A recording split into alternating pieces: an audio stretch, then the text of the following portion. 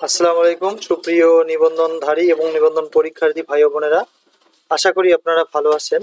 আজ আমরা ষষ্ঠ গণবিজ্ঞপ্তির একটা গুরুত্বপূর্ণ তথ্য নিয়ে আলোচনা করব, যেটা অবশ্যই আপনাদের জন্য হেল্পফুল হবে এবং যে ভুলগুলো করা যাবে না শিক্ষা প্রতিষ্ঠান চয়েস দেওয়ার ক্ষেত্রে। 40টি প্রতিষ্ঠান যেভাবে চয়েস দিবেন, যে ভুলগুলো করা যাবে না। আপনারা সকলে জানেন যে গণবিজ্ঞপ্তি প্রকাশ হলে 40টি প্রতিষ্ঠান চয়েস দিতে হয়।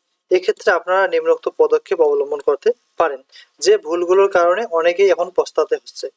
মানে যারা পঞ্চম গণবিজ্ঞপ্তিতে নিয়োগ পেয়েছে, তারা না জেনে বুঝে চয়েস দেওয়ার কারণে কিন্তু অনেক ভোগান্তিতে রয়েছে।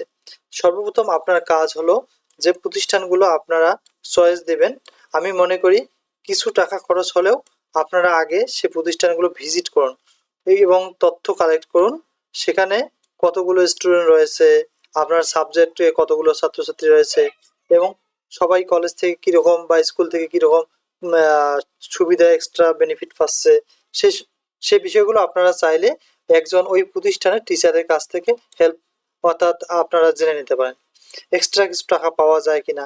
এর পাশাপাশি প্রতিষ্ঠান প্রধানের ব্যবহার কীরকম, এগুলো আপনারা অবশ্যই একজন প্রতিষ্ঠানের শিক্ষকের কাছ থেকে জেনে নিতে পারেন।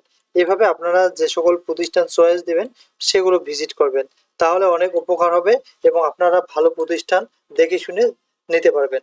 তা না হলে কিন্তু পরবর্তীকালে আপনার চয়েস লিস্টে একটা প্রতিষ্ঠান আসলো সেটা যেটা আপনার মোটেও পছন্দ নয়, এবং সেখানে গিয়ে এমনও হতে পারে আপনাকে অনেক ভোগান্তির শিকার হতে পারে। তাই সময় থাকতে আপনারা এই কাজগুলো অবশ্যই করবেন। আশা রাখি বিষয়গুলো আপনাদের অবশ্যই হেল্পফুল হবে। যেহেতু আমরা দেখেছি পঞ্চম গণবিজ্ঞপ্তি অনেকে এখন পর্যন্ত বেতনও পায়নি, এবং অনেক প্রতিষ্ঠান রয়েছে স্টুডেন্ট কম হওয়ার কারণে এমপিও তাদের হচ্ছে না। তাই আমরা চাই আপনারা ভালোভাবে ভালো প্রতিষ্ঠানে যোগদান করেন এবং ভালো প্রতিষ্ঠান পান।